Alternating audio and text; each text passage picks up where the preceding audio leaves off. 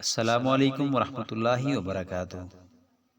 صبح سویرے مختلف ائمہ مساجد کی قرأت سننا مصر کے فرمانروا ابن طولون کی عادت میں شامل تھا۔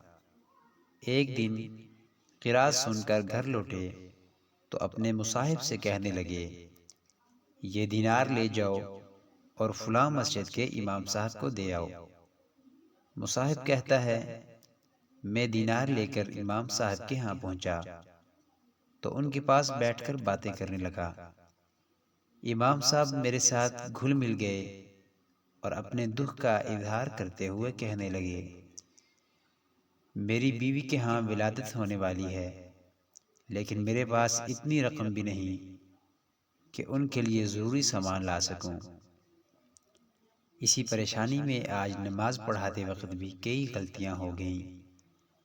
مصاحب کہتا ہے، میں نے واپس آ کر ابن طولون کو ساری بات بتائی تو وہ کہنے لگے، امام صاحب نے سچ کہا، میں آج ان کی قرأت سنی تو وہ بہت غلطیاں کر رہے تھے، میں نے سمجھ لیا ان کا دل کسی اور طرف مشغول ہے، اسی لیے انہیں رقم بھجوائی۔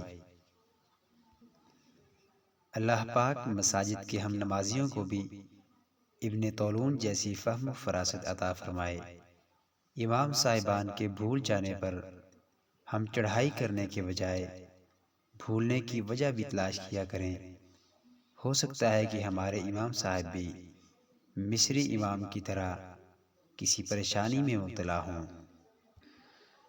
مزید اس طرح کے اسلامی اور سچے واقعات جاننے کے لیے ہمارے چینل کو سبسکرائب کریں۔